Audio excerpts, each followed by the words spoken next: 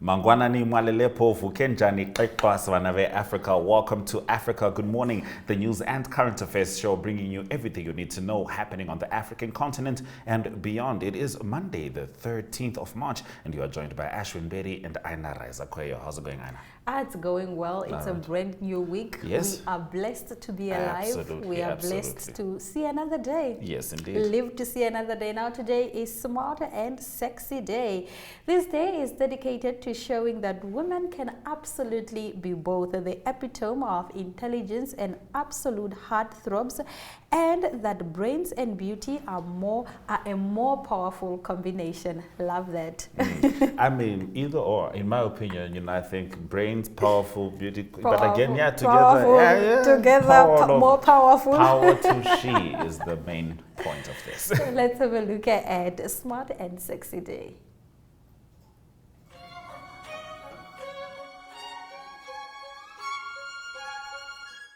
Yo, Joe, what's up, man? Good. Congratulations on your new promotions, man. Give these men a drink. Coming right up. Hi, Joe.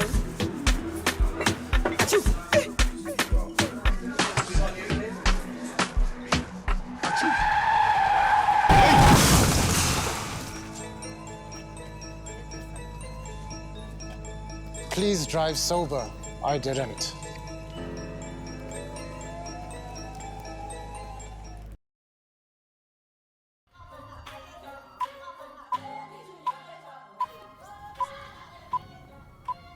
All right, so clearly that was a video on actually driving and drinking responsibly. In fact, never drink and drive, but it's about being responsible with your consumption. Aina Raizakweyo takes us into our first story. Tunisian president says he wants ambassador in Syria. Now, Tunisian President Kais Saied said on Friday he wants to see Tunisia and Syria appoint ambassadors to their countries. The latest sign that full restoration of diplomatic relations with the Syrian President Bashar al-Assad government could be imminent. A decision must be taken on the issue, Saied told Foreign Minister Nabil Amar during a meeting, according to a video posted on Facebook by the president's office.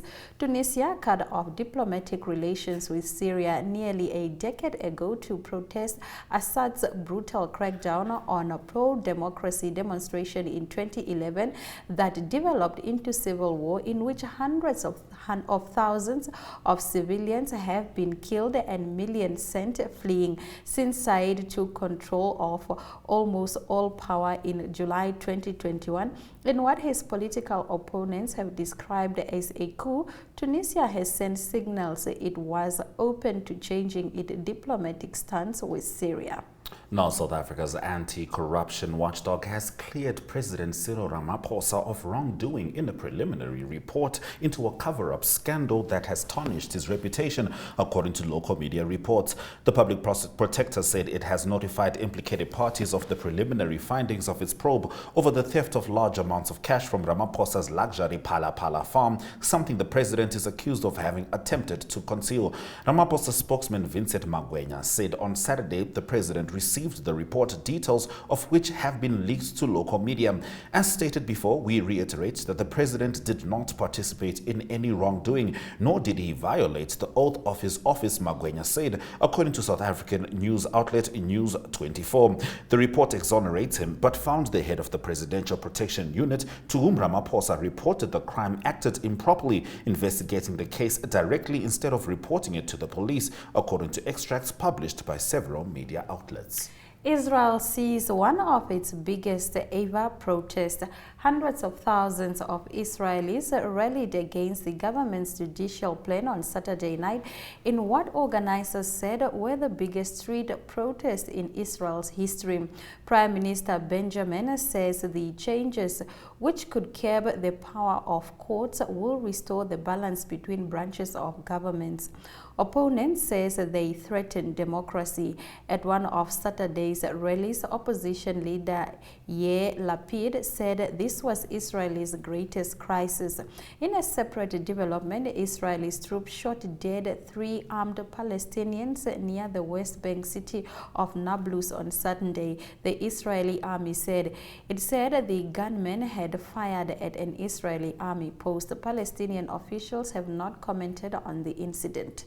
Now, the Bayelsa state government has said that based on the Supreme Court ruling on March the 3rd, the old Naira notes of 500 Naira and 1,000 Naira will remain legal tender in the state until the 31st of December. Reacting to the protest by citizens and other Nigerians doing business in the state due to the suffering occasioned by the Naira redesign policy of the federal government, the state government urged banks and business owners to obey the Apex Court ruling to ease the pains from Nigerians living in the state. The Commissioner for Information, Orientation and Strategy in the state, Ayibaina Duba, in a statement yesterday in Yenagoa, noted that the government understands the pains of residents but called for calm. The government thus urges residents to be calm and not engage in acts that could jeopardize the peace of the state, he said.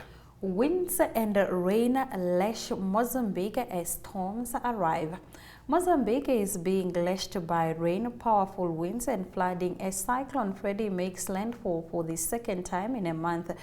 The southern African nation has received more than a year's worth of rainfall in the past 4 weeks. Freddy may become the longest lasting storm on record, having formed to the northwest of Australia 34 days ago. 1 person is reported to have died, bringing the death toll to at least 28 since the storm first made landfall. The cyclone made its second landfall near the eastern seaport of Kemalene at around 10 p.m. on Saturday. People have been urged to move into temporary shelters, including schools, churches, and warehouses. More than 500,000 people could be at risk of a humanitarian crisis this time around, according to local disaster agency. As the high winds hit the country, 1 person died when his house collapsed. Reuters news agency quotes state channel TVM as saying electricity has been turned off as a precaution by the power utility firm, and all flights have been suspended, according to TVM. Now, the UN envoy to Libya, Abdoulaye Batili, called on Saturday for the arrival of administrations in the country to reach an agreement by mid-June and hold long-delayed elections by the end of the year. Libya remains split between a nominally interim government in Tripoli in the west and another in the east backed by military strongman Khalifa Haftar. By mid-June, it would be possible for them, after having sat for a few weeks, to come to an agreement on those electoral laws, give them to High National Elections Commission ED, which will be on the basis of this to put up a clear roadmap, because the roadmap is not clear to be designed, said UN envoy Abdoulaye Batili on Saturday during a press conference in Tripoli. Now, the head of the Tripoli government, Prime Minister Abdelhamid Beiba, expressed his support for the UN envoy's efforts, calling for fair and impartial elections. That brings us to the end of our top stories on Africa Good Morning. More news coming right at you after the break.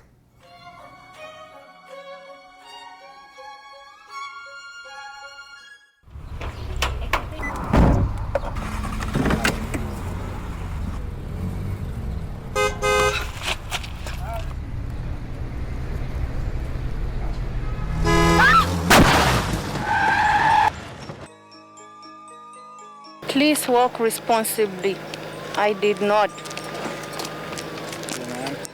Ma'am?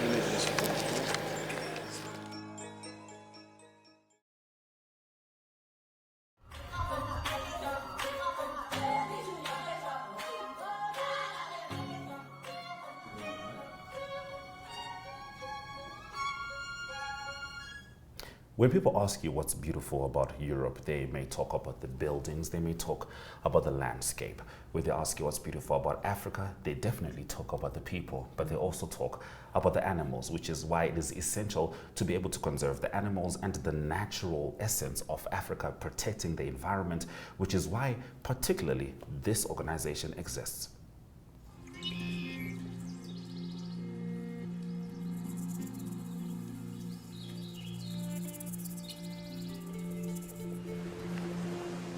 Kubambisana kwethu njenge-imazwe uma sibambisana ngeveli umqoka ukuthi sonke sihlangane sibefana naleli langa nathi esikulo ngoba lilanga libalinye yabona nani lesilibukako. In the Southern African Development Community, countries have come together to develop trans-frontier conservation areas with a dream to connect Africa's natural and cultural resources, improve socio-economic development, and promote regional peace and stability.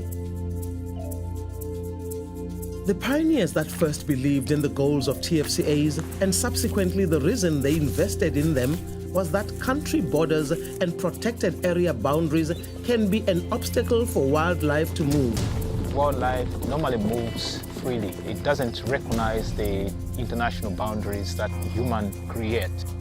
Jive na mahitiro arukuruhite zoro kukabira Zambia, zoro kukabira Angola, zoro kukabira kwikonje omushakira manje. Their movement is dictated by the natural rhythm, the flooding patterns, for example, and where they breed, and where they can find the best food for the young ones and for the entire population at a specific time. As tartarugas, elas não sabem onde elas vivem ou o quê.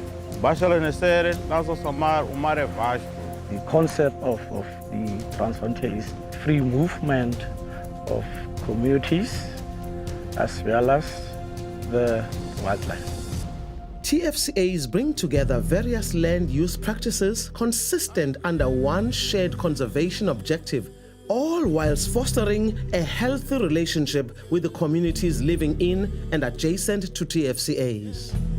In any discussions, local people, to me, they are important to be involved because these are the people who knows what is happening within the TFCAs. They are the ones who need also to benefit from these TFCAs. Through TFCAs and the establishment of animal migration corridors, ancient migration routes can be conserved. The African elephant population migrated between the countries for decades. They have no idea of man-made structures and why they were put there.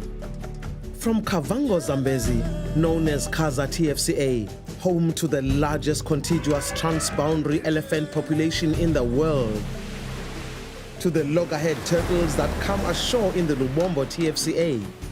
This vast network of collaborating countries is a triumph for the ideals of conservation.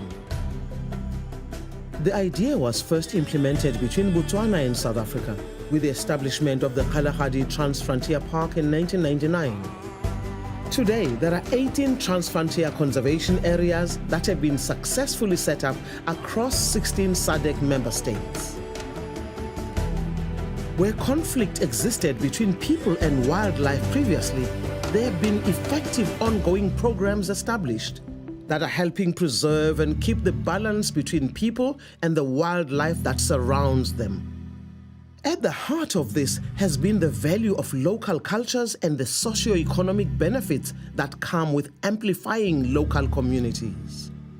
Those people who stay close or adjacent to the national parks, they face a lot of challenges. Conservation is a big problem if it leaves out the stakeholders. Nowadays, when the community look at us, they look at us as partners because at the end of the day, we are protecting them from being attacked from wildlife and protecting their revenue where they get the income from. Conservation farming kia vuto kwa hulu kwa nekulaka ni amuhochero ni balimi ka vufela kakalikani kakona kurufa kutulo yetuna. Kuna ni chinjo nyane ese eliten. Akuri alokata fa tawa ya litapino sifera. So farmers are excited. They are not stranded. People have money. Children are going to school. Kuba naleli bandla la TFCA basifundzise. Sina 4 students ema hospitality labahambe bayofundzela bacecesha. Sebayawati ke lo msebenzi nabo ke sebafundzisa labanye. The establishment of transfrontier conservation areas is a leading example of what is possible when countries work together. Collaboration between countries is so important because it makes life easy for both countries, for the people living in both countries. It means bringing together the countries in protecting the wild natural areas that we have to look after them and also to benefit the communities that are living in those areas. It's about what we give back to our guests, the memories which they take back home. I feel that's more important than anything else. If we all can actually agree and try by all means to bring everyone into the picture, this is going to change our life. We'll only realize the value of their wetlands, drylands, or other ecosystems when they are long gone. It goes to show that when we live in unison with nature and share knowledge across borders, we optimize the abundance of fauna and flora that Africa has to offer. Transfrontier conservation areas are thereby ensuring the conservation of our wildlife for generations to come.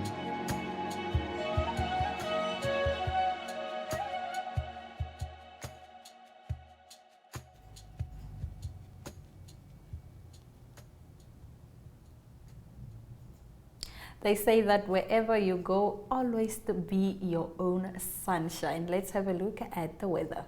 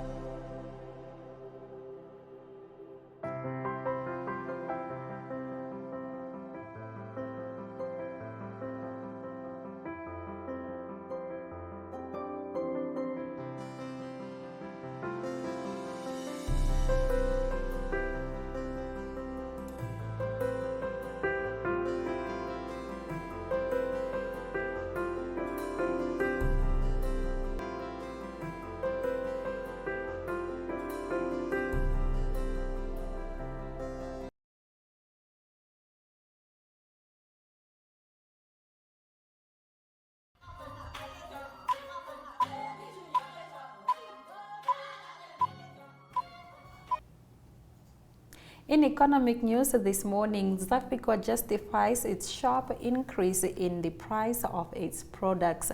Zambia Forestry and Forest Industry Corporation have justified their recent controversial move to hike the price of timber in 2023. Zafrico has increased the price of pine by 25% and 85% for eucalyptus. The sharp increase in the price of timber has been opposed by sawmillers and allied traders. Just last week, a group of female sawmillers and allied traders staged a protest outside Zafrico head office in Dola to object to the timber price hike. All right, now beneficiaries of subsidized fertilizers have pleaded with government to sustain the program in the best of the country's agriculture sector. Now, they made the plea seeing signs of positive results following the use of subsidized fertilizer in the 2022-2023 farming season in Tanzania. President Samia Suluhu Hassan's administration authorized the distribution of subsidized fertilizers to Tanzanian farmers in an effort to boost output, which had been negatively impacted by a rise in fertilizer prices. All right, that brings us to the end of economic news. Indicators up next, just before we head into the sport.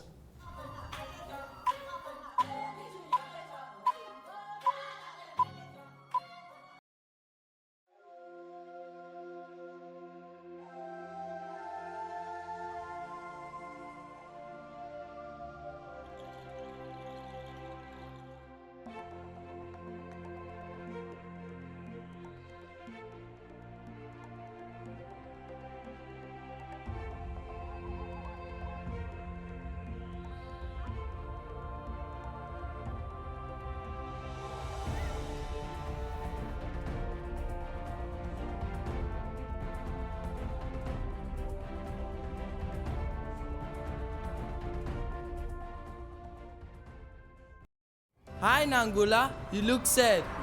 Hi Peter, I am sad because my parents argued about whether I should spend the weekend at my mom's or dad's place. When I asked them why my views were not considered, they told me it has nothing to do with me as I am too young.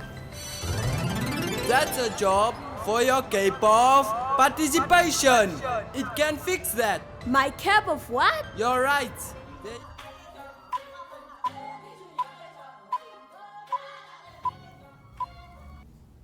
You know, I've been hearing several narratives throughout this entire English Premier League. Arsenal is going to drop off. Doesn't quite look like it. Arsenal managed to get a 3-0 win over the weekend. I was also told that Manchester City would dominate again. I watched them struggle to score one goal, which ended up being scored through a penalty via Haaland in the 78th minute. And I've been told to worry about Manchester United. Well, in the last 2 weekends, they've lost to the two single biggest, best stadiums in the United Kingdom. Very, very interesting. Is Ari Hogard with us to give us the stories? Yes, indeed, Ashwin. Interesting soccer day. You can continue a bit.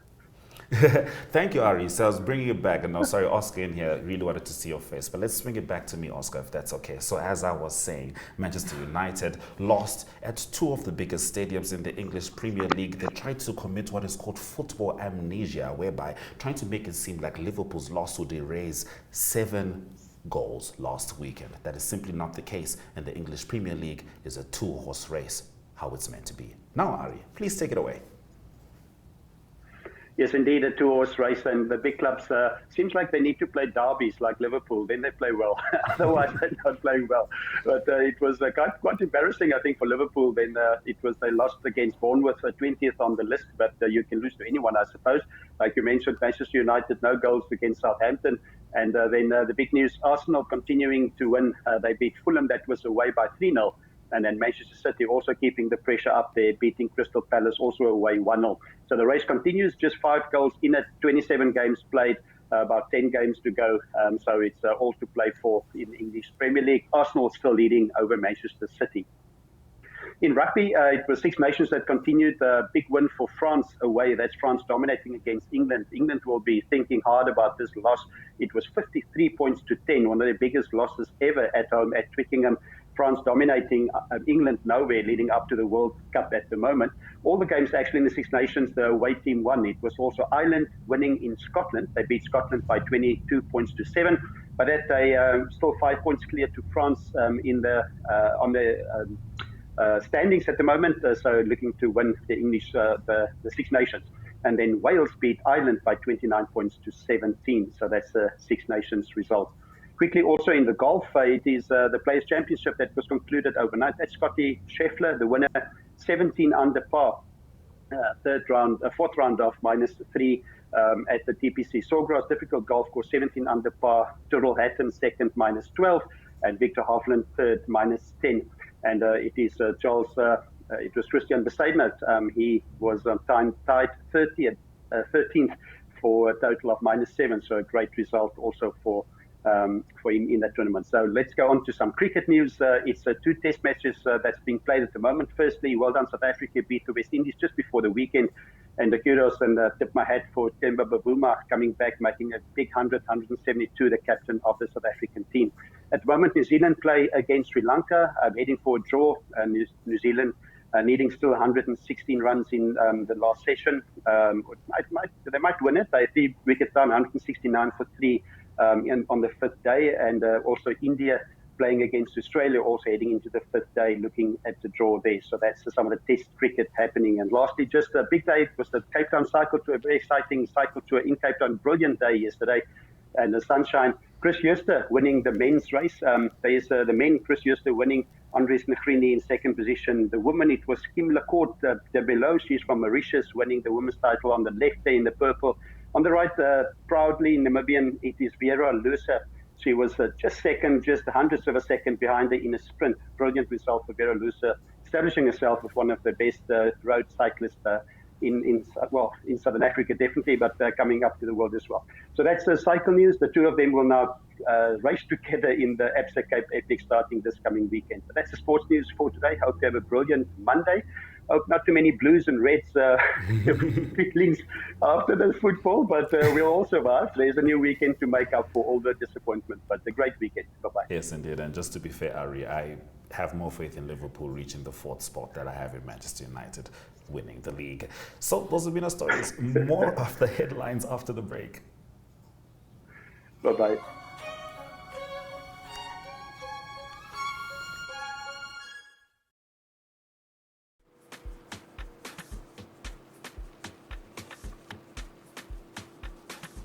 Please, put on your safety belt, sir. It's very important for your life. The seatbelt doesn't make me drive comfortably. Yes, that's better.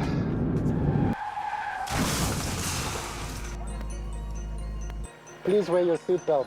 I did not.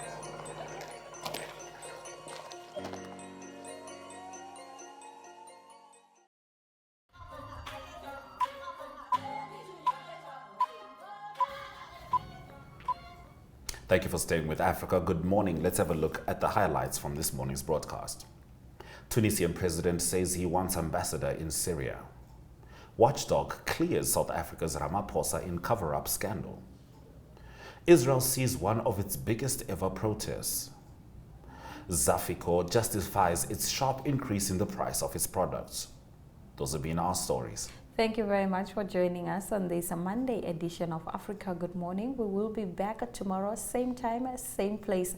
From all of us in studio, it's all our love, all our light. Happy Monday. Syria Jakanaka.